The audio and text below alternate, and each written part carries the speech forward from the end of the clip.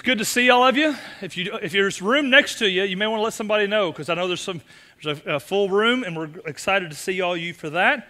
It's been fun. The new changes, you guys have adjusted great to that, and we really appreciate you making that work. If you're new to WellSpring or newer to WellSpring, I want to introduce myself. I'm Andy. Would love to get to know you and meet you if I can do that. I'm one of the pastors here, and we're just glad to have you here this morning. This is kind of a big day for us. Service time switches. It's a new year, all of that. And so I wanted to start in the deep end of the spiritual pool with something really kind of important.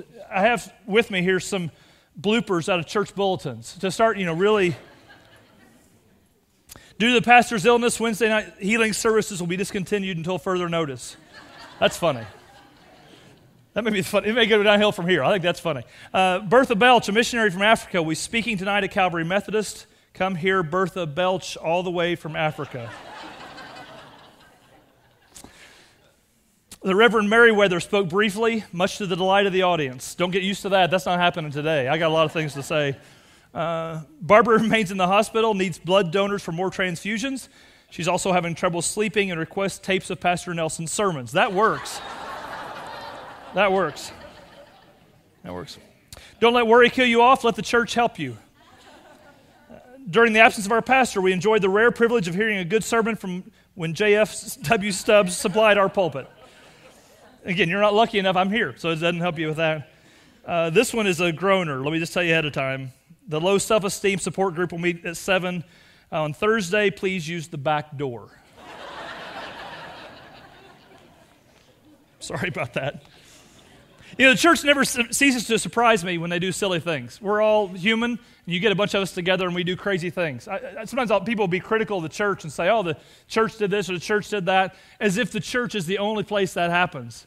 People who say that have never been part of a homeowners association or part of a PTA or something. You get a group of people together, and we get a little crazy. This stuff happens, and we say silly things and all of that. So none of that surprises me. But sadly, I do get surprised on occasion by the way that God's people hurt each other. If you've ever been a pastor, you know how many stories come across your desk and across your email of people who are going through real difficult things, and the church made it worse. The church was hurtful and difficult. God's vision, I believe, for the church has gotten so far off track. And I wanted to start kind of what's a new year for us, really in a lot of ways today, by just giving a picture of what the church is designed to be. The church is designed to be a family. Not a corporation or a monastery or a museum, a family. That's what God designed us to be. Some churches are set up more like a corporation. I was talking to a friend of mine recently. He doesn't live here, but he was talking about a church he used to be a part of, and they were really kind of a corporate deal. One family sort of controlled everything, and so there'd be these public meetings or board meetings, but then ahead of time, that family had kind of gotten together, and they decided what's going to happen, and they just kind of imposed themselves on everyone else. If anyone disagreed with them, they just kind of went away, and no one knew for sure what happened because this family's sort of running everything. Conversations just kind of get swept underneath the rug, and we just kind of smoothed over all of that. I told first hour this exact thing, and people were nodding their head like, yeah, I've been to that church. I know that church. Things were handled in a very corporate manner. Pastor was the CEO. People were sort of resources to be expended. It's not a family like God designed. It's not what God called us to. God's vision for the church has gotten so far off track. Look, in fact, what Jesus says in John 13. Jesus says, let me give you a new command. Love one another. In the same way I've loved you, you're to love one another. For this is how everyone will recognize that you are my disciples when they see the love you have for each other. The church is designed to get the attention of the world, not because we have the most efficient business plan, although that's great when you have a good business plan. That's a helpful thing. The church is designed to get the attention of the world not because they have the best lights and sound system, although, again, that's fun if you have good lights and sound. The church is not designed to get the attention of the world because the pastor has the coolest skinny jeans, and no one wins with that. No one wants that change to happen. The church is designed to get the attention of the world because of the love they have for each other. That's what Jesus says. And that's what we're called to. WellSpring, we've always prioritized loving the community. That's been a big part of who we are. If you're new to WellSpring, you may not realize that, but together as a family, we founded the Well, and then with the Well, we founded Jetpacks. It feeds kids all over. We give money every year to Compassion International and other ministries around the world. Helping people in need is a big value to us. But that's not what it says here. It doesn't say the world will know you're my followers because of the way you love people around the world. It says they'll know that by the way you love each other. We're designed to be a family, not a corporation. Sometimes churches get a little off track in a different way. They'll try to be more like a monastery. About an hour from where I grew up is this monastery here. You see the picture. It's an hour or so from where I grew up. About 100 nuns live there. They spend their days praying and cleaning and doing, I don't know, whatever nuns do in a monastery. And they largely remove themselves from the world to be holy and pure and devote themselves to nun things. They take vows of poverty and chastity and vows of obedience. And I couldn't do it. It's amazing what these ladies do. I mean, literally, I couldn't do it. I'm not a woman or Catholic, so I couldn't be a nun. And I'm too fond of my wife for some of those vows. Like, I couldn't do any of that. But even if this wasn't true, I'm too ADD for this. I couldn't do what they do, spending hours in solitude and silence and meditation. I couldn't do that. They are amazing ladies for God. So I'm not debating the value of a monastery. I'm just saying that's not what the church is called to. So whether that's good or bad for some to do that, that's not what we're designed to do. The Bible is clear that we're not to be a vehicle to remove ourselves from the world's increasingly dark culture to devote ourselves to church stuff. That's not what we're designed to be. Most churches would agree with that in principle. They would say that, but in practice, they don't necessarily follow that idea. The nature of their gatherings, the approach of their leaders is all about protecting their people from an increasingly dark world, to escape culture and devote ourselves to church stuff. The process of trying to keep our people from getting off track, we've gotten off track. It's not what God designed us to do. And we're missing out on the unifying mission that God calls us to impact the world. Max Lucado, author and pastor, talks about when his sons were younger, he took his son, who I think was about 12 years old, and a buddy of his, and they went fishing for the weekend. They planned it for months. I mean, this was a big deal. They had borrowed a camper, a little pull-behind camper from a friend of his, and they had the weekend planned. It's Friday, Saturday, Sundays, this whole big thing. He took off from the church to have time to devote. It's going to be a testosterone-filled weekend. They had their meals all planned out, mostly of fish, and it was just going great. So the day finally comes. All of the waiting was over. They get into the camper, and they begin to drive to the location. They have all their stuff set up, and they're driving there in the truck with the camera behind them, and they're driving, and as they're on the way to the river, it begins to rain. And by the time they get to the river, it was raining hard. But it's okay. They're optimistic. They're excited, so they get back into the camper, and they have games just in case something went wrong. So they pull out games, and they're playing Monopoly and Risk and all these things, and they have some snacks. They didn't have a lot of food because fish was kind of the main thing on the menu, but they had some snacks, so they pulled snacks together, and they made the best of it. And Friday night came and went, and they thought, tomorrow we'll go fishing. And Saturday morning they get up and still just pouring down rain. Muddy everywhere, rivers swollen.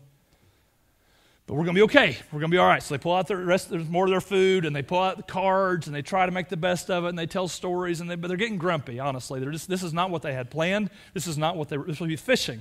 And so as the day goes on, they keep thinking it's going to clear up, and it doesn't, and they keep thinking, and it just doesn't. And they go to bed that night thinking, we've about had enough of one another. But tomorrow will be better. And they get up Sunday morning, and it's still pouring down rain. It's like, let's just go home. And this weekend they'd been waiting for all the time they went home. And Lucado says that when fishermen don't fish, they fight. And the church does that. When we forget our mission, when we begin to retreat to one another and gather together in a huddle to stay away from the world, we begin to smell like fish do, and we get kind of nasty with one another. And we've missed out on the mission. There's a great story where Jesus interacts with Matthew, who later became one of his apostles. And when he was talking to Matthew, he loved him, even though he was an immoral, ungodly man, and that caused a stir. So it says the Pharisees saw this, Matthew 9:11, and they asked his disciples, "Why does your teacher eat with tax collectors and sinners?" And on hearing this, Jesus said, "It's not the healthy who need a doctor, but the sick, for I have not come to call the righteous, but sinners." Jesus created some of the most difficult ruffles with people when he was adamant about reaching out to a broken and lost world. And if we're going to be followers of his, we can't just retreat and become a monastery. We've got to be family that reaches out with a clear mission. Lastly, some churches try to be a museum. That's the way I describe it. You know, museums are great places. Inside of museums, there's relics of old dead guys, and there's people about their lives and the impact they made and stuff from ancient cultures that don't really apply to today, but it's cool to go see those things and to visit. And sometimes churches become that way. We study a bunch of old dead guys and we try to find what happened in their life, and we look at cultures from years ago which don't really apply to today, but we don't worship a dead man. Our leader's alive. Jesus didn't just come and live and die in this world. He came and lived and died, and then he rose again from the dead. And even now, he's at the right hand of God, interceding for this broken world, interceding for our place in it. So we don't have an ancient movement following a dead leader. We have a living king leading a global charge. And it's a very different picture. And when you get off track of that, it messes everything else up.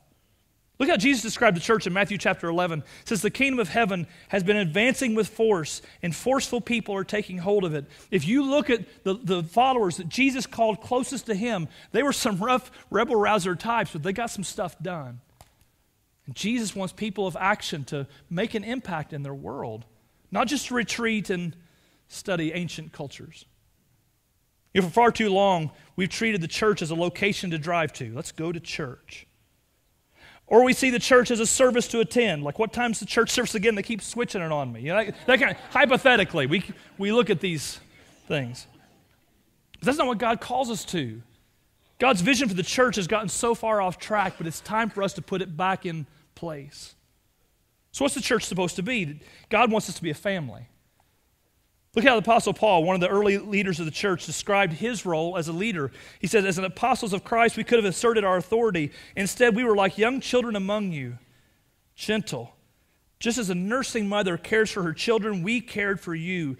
Because we loved you so much, we were delighted to share with you not only the gospel of God, but our lives as well. A church, when it's getting it right, doesn't just share the gospel of God, it shares its life with each other. We're family to one another. That's what God calls us to. That's what God calls us to. If you get your Bible, I want to flesh this out a little bit and put some legs on it. Ephesians 4, page 816 in these Bibles here. That's where I want us to look just now. Ephesians chapter 4. This whole chapter is great. I was telling Sean earlier when we were talking through, giving him some where I was going, I could have used the whole chapter, but we don't have time for that. Get out here about 1:30. It'd been fantastic. You would have loved it, I'm sure, if we'd have done that. But we didn't have time for that today. So I'm going to just stick at the last couple of verses. Ephesians 4, we're going to start in verse 20.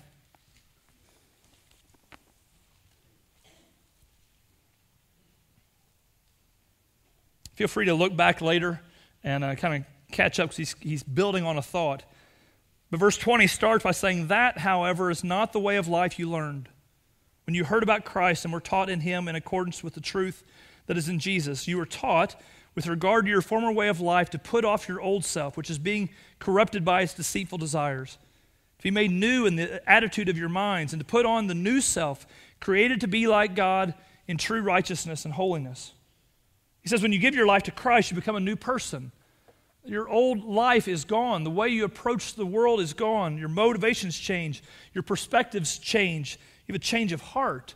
Everything about you changes because of what God is doing on the inside of you, this new man or woman. I love how he describes temptation. He calls it deceitful desires. You see that phrase there? You're led by deceitful desires.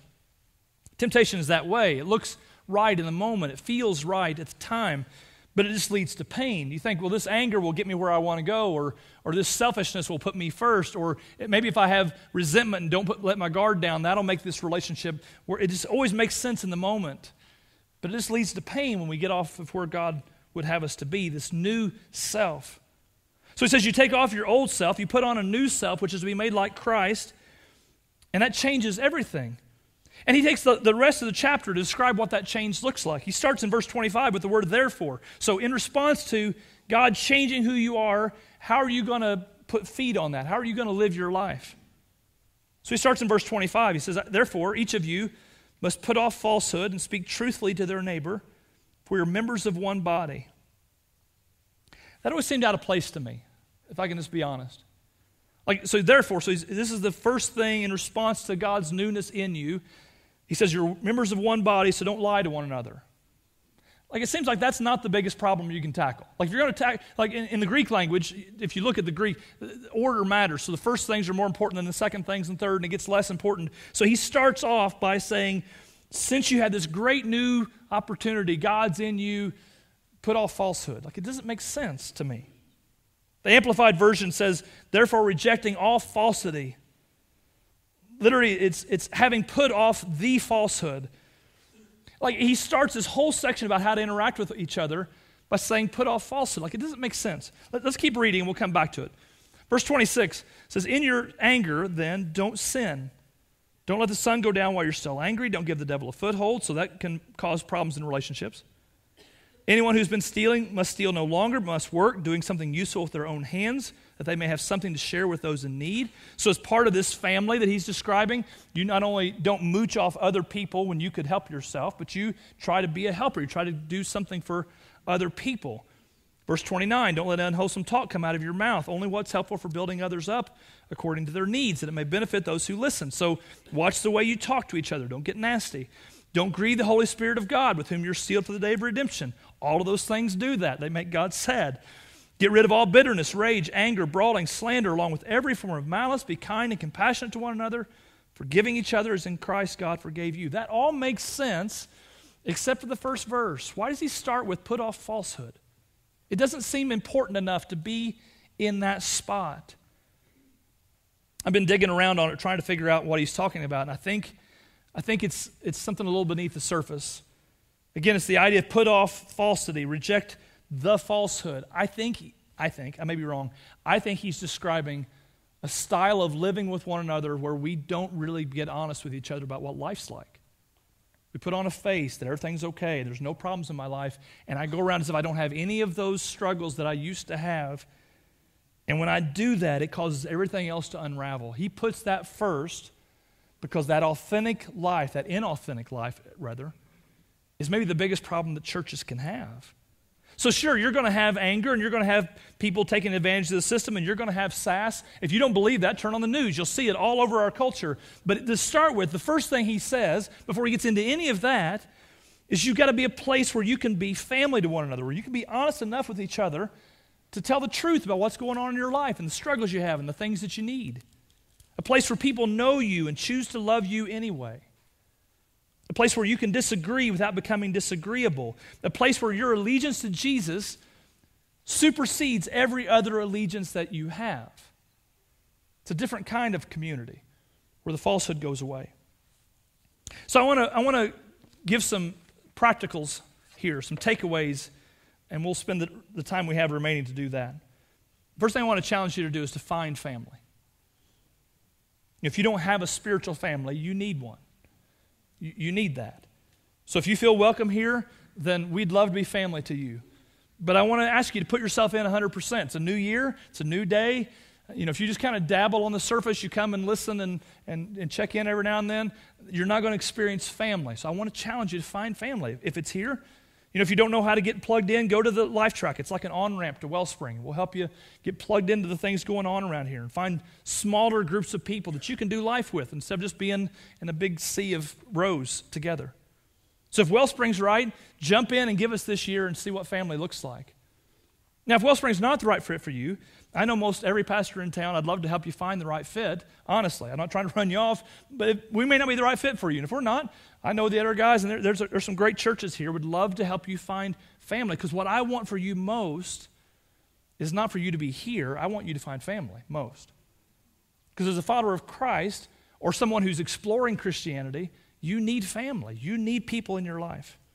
Colossians chapter 3 tells a very similar tale. It says, do not lie to each other, since you've taken off your old self with its practices and have put on your new self. Same picture he was talking about there in Ephesians, which is being renewed in knowledge in the image of its creator. So in the same picture, because you're new, you're in this new life, get rid of that falsehood. And then look what happens. He says, here in the church, in the family, there's now no Gentile or Jew, circumcised or uncircumcised, barbarian, Scythian, slave or free, but Christ is all and is in all. There's times in Scripture when you have to kind of translate it to modern culture because things don't apply quite the same as they used to. This is one of those examples. In those days, very uncommon to us, they were divided by a lot of different things. So they had, Jews and Gentiles. They had different socioeconomic classes. They had different religious classes. They were divided in lots of ways. Now, we have none of that today. We're a very unified people in our culture. We don't let anything get in the way of that, politics or race, economics. Nothing divides us today. But so just translate it. Go with me for a minute. He's saying you have all that division in the world around you, but not here. Not in the family. In the family, our allegiance to God and our allegiance to each other supersedes every other allegiance that we have. So even though we may disagree on all kinds of things, we can be family together. So what I want for you is to find family this year. I want to challenge you to do that. One of the most important things for you, if that's where you're trying to step out into, is to let down your guard enough to let people care for you. That's part of what getting rid of the falsehood means. Because if you come in and you have no struggles and no needs and no things need to be prayed for and no things need to be cared for, and you just go through life with that veneer on, you won't find family. You may find a church, but not a family. So let us care for you. Let your guard down with some people in around you. Let the staff and leaders know things we can pray for you and serve you with. We want to be there for you. So my first challenge to take away is to find family. Second one goes hand in hand. I want to challenge you to be family. You're not going to be family. You're not going to find family unless you decide to be family. People can come visit your house. They don't automatically become part of your family. They become family when they act like family to you. When you know what's in their refrigerator and they know what's in yours. When you are able just to talk openly and not put on a show. That's how family happens. And I want that for you. The other day I realized a daunting reality. I told the staff this. It got in my head, and I'm weird this way, but sometimes things get in my head and I can't get them out. Like they just get all... And everything I see reflects on that. And this happened. Let me give you some context. I looked at a website recently. It says the average person today can expect to live 78 years. That's on average. 78 years. The website I went to broke it down a lot of ways. Like one of the things it said was that men live shorter lives than women, which shouldn't require research. I mean, we all know this, right? We don't have to have a scientist tell us that men live shorter lives than women. I'm going to try that, dang it. That looks like it makes sense to me, right? So we don't need a scientist telling us that men live shorter lives than women. That's obvious. But they also broke it down by other factors. They said different ways of why people live the lengths they do and averages and all stuff. And one way, which I thought was fascinating, is they broke it down by state. Which state lives the longest, which state lives the shortest. Any guess on which one lives the longest? Hawaii. Somebody said it. Which is like 78 and sunny every day. Of course you're going to live a long time, right? Hawaii. They also told which one had the shortest life expectancy. Any guesses? Washington, D.C. I'm not making that. It's too easy. I won't make any jokes about that. It's too easy. So the 70 on average, the country, 78 years on average. That's 936 months. The average person lives 936 months. Now this gets context for where I got in my head the other day. I was talking to someone recently, and they said that the particular month we were describing as the most difficult month of my life. That was an interesting phrase, most difficult month of my life. So out of the 936 months that an average person lives, that particular one is the most difficult one they've faced. And that happens to all of us eventually, right? You go through a nasty divorce, you get a bad diagnosis from your doctor, you're in a terrible accident, something happens to your kids, you face depression or struggle or loss. I mean, those things happen to all of us. But out of the 936 months, that was the most difficult. If you were to rank them, that's the most difficult. And this is where it got in my head. As WellSpring has grown, we run on an average week, 700 or 800 people, I don't know, something like that. But we have a lot more people than that who are part of our church. They just don't all come the same weekend. They travel or kids are sick or whatever. So we have probably over 1,000 people who call WellSpring home. So on an average month, somebody's going through the worst month of their life. Every month. And next month, somebody else is going through the worst month of their life. And then next month, somebody else. And on an unaveraged month, we have 2 or 3 facing the worst month of their life. But there's almost always somebody who's having the very most difficult month out of the 936 that's average of their entire life. That's why God is calling you, each of us, to spread the gospel to those in our life, to share our faith with those who need it, to be family for those among us. Because the old model of church doesn't work anymore. The old model of church says there's a pastor or maybe a team of pastors, and they provide all the care for all the people. That doesn't work in a family where someone's having the worst month of their life every month of the year. Because you'd get care. If you're having the worst month of your life and we know about it, you're going to get there. If you're having the second or third, top 10 worst month of your life, we'll probably be there for you. But you need help when it's the top 100 month of your life. It's just a tough time you're going through. And we may not be there for all of those. We may not know it because we're too big for that, or we may just not be there because there's not enough of us to do it. We need everyone to be family to one another so that when you're going through a tough time, somebody's there for you, and you know somebody, and they know you, and they're aware of what's going on in your life, and they're praying for you and care. We want to help with that, so tell us. We'll pray. We'll do all the things we can, but we need a team. And here's a bigger thing. We're just not enough. A bigger thing, and this is the most important part. I want to make sure you catch this. I want you to do this so that you get the care you need when you're going through a tough time. I want that. But more important than that, and I really sincerely mean this, your spiritual life will take a whole new gear when you begin to care for other people and not just receive. So I need you to be a pastor, not because you've got everything figured out, not because you're the super spiritual person, but because your spiritual life will climb dramatically when you stop just listening and being pastored and you start pastoring. I want that for you more than I want that for everybody else. So I want you to find family, but then I want you to be family. Third and most important, probably escalating as we go, I want to challenge you to know our Father. You know, sometimes churches keep people who are not ready to give their life to Christ kind of at arm's distance. Like you can come to the church, you can attend on a Sunday, but you can't really be part of anything. You can't help anywhere. You can't do anything. You can't really be a part because you've not got your spiritual ducks all in a row yet. You can't be a member. You can't be part of the club, whatever, however we want to phrase it, right? And so we actually abolished membership a few years ago. You can't be a member at WellSpring. I'm not a member at WellSpring. They won't let me in. You can't be a member at WellSpring because we didn't want anybody who was still trying to explore faith to feel like they weren't part of the family. They need to be part of the family while they're exploring their faith. It just seemed backwards to us. So we just kind of got away. That's a hurdle we didn't need to add. We got rid of it. So if you want to be a member of WellSpring, you can call yourself one. I'm fine with that. But we don't have those. We don't officially. Because we want people right out of the gate to feel like they're a part of us, their family, especially if they're exploring faith, because that's when you need the support the most. But sometimes churches keep people at arm's length for that. So if you're new to faith, if you're trying to figure out if you believe or not, if you're trying to kick in the tires of Christianity, I want you to feel comfortable. I want you to feel loved. I want you to feel part. But do not let that acceptance and love have us misstate a really important thing to you. And that is, if you become part of our family without connecting to our Father, you're missing the best part of us. Like you really are. You take Jesus out of the church, and on the best day, you're left with a bad rendition of Little Orphan Annie, where the kids are running the asylum, right? On the worst day, we're like Lord of the Flies. It's just nasty. If you take take the parents out of the room, you take God out of the church, you've taken the best part of us out. So if you're here and you're exploring faith, and we want you to feel home, we want you to feel comfortable, we want you to feel loved and cared for, as long as it takes you to explore things. But don't get too comfortable there because you'll miss the best part of who we are.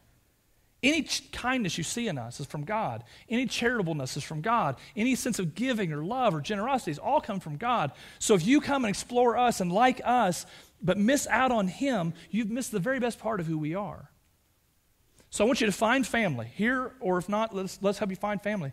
Then be family to one another, and most important, really get to know God, because He's the best thing we have to offer. Why don't you bow your head and let me pray for you just now.